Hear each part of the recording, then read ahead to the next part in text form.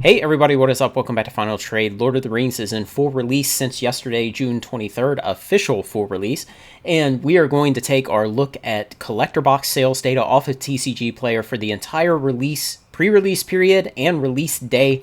Over that whole time, it sold 6,459 boxes for a total of $2,583,000, making an average box price of within a few cents of $400 exactly. Now, these are the collector boxes.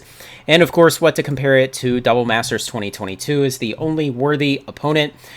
And this outsold Double Masters 2022 during the entire pre-release period and release day by about 60%. It's interesting, you can see that the number of boxes sold was very similar, but the price, the total spend was much different because the box price was different. And we might argue that that shows a very high degree of price insensitivity when it comes to the buyers. They were willing to pay the extra money for the Lord of the Ring boxes, for the lottery ticket of the one-of-one ring.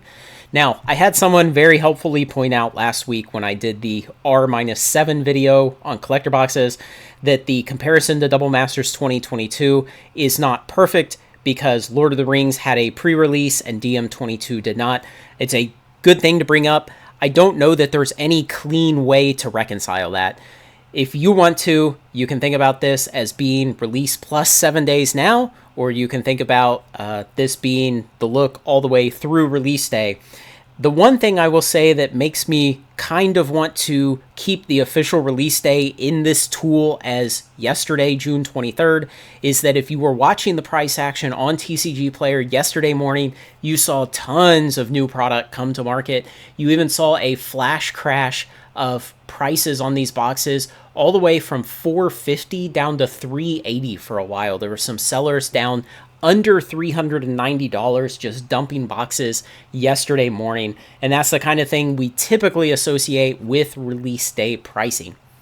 So I'm inclined to just keep it as the R equals 0 day in this tool is June 23rd, which is WotC's official release day, even though people were getting product in their hands a week earlier on June 16th. Now, having covered that, something else I want to talk about here is what does this additional spend mean for WotC? Because something I think we need to keep in mind is the kind of corporate sickness I talk about where companies always want to raise how much revenue they're getting. They always want to increase margins. They always want to increase profits no matter the realities of their actual total addressable market. And WotC is no different. And Lord of the Rings boxes compared to DM22 boxes, Lord of the Rings during the pre-release period up through release day sold 6,459. Double Masters 2022 sold 6,123. But that's not the entire story because, see, WotC doesn't get this money over here. This is the retail dollars spent. WotC gets the money when the distributors pay WotC for the boxes, and that's a different price they pay. Now, the best we can do is kind of make a comparison based on the wholesale costs and just kind of assume that the relative price difference at the wholesale level for a store buying from a wholesaler is going to be equal to the relative price difference of what the distributor pays to WotC. So if you can imagine that well, we actually know the wholesale prices. The Lord of the Ring boxes at wholesale were around $290, and the Double Masters 2022 boxes at wholesale were about $180. So if we think of that as at wholesale, Lord of the Ring collector boxes cost 50% more dollars each than DM22 boxes. And we kind of say, well, let's assume that the distributors also had to pay WotC 50% more dollars. So you have that 50% difference in cost per box that WotC made, revenue per box that WotC made selling these boxes to the wholesalers.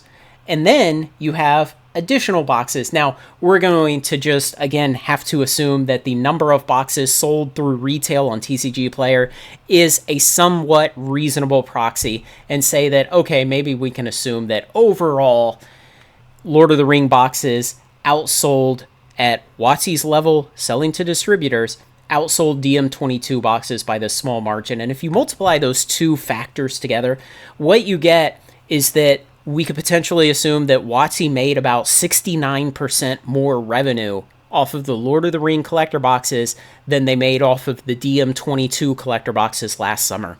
And so we must once again ask ourselves, how is WotC going to follow this next year? Because there are not many IPs like Lord of the Rings that have such good synergy with the Magic fan base that can bring in people, that can move product to people who are maybe former Magic players or maybe have never played Magic before.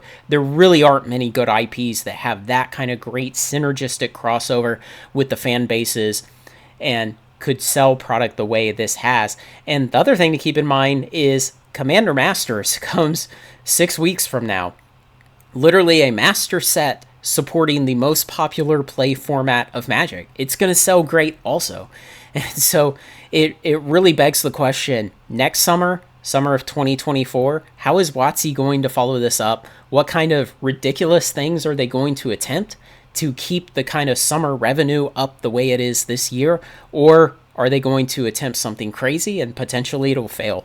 So that's something for the long term to think about, and we can start asking those questions if we make these couple of assumptions about sale prices from WotC to wholesalers being somewhat reasonably close to sale prices from wholesalers to retailers. Either way, amazing to see DM22 collector boxes be displaced, and displaced this hard. Lord of the Rings collector boxes did not merely eke out a win in terms of how many dollars they pulled out of the market at the retail level. They clobbered DM22 by about 60%.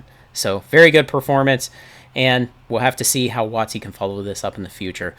Let me know what you think, guys. I'll have more data videos coming in the days ahead and other topics too. Like, comment, share, and subscribe. Join me on Final Trade.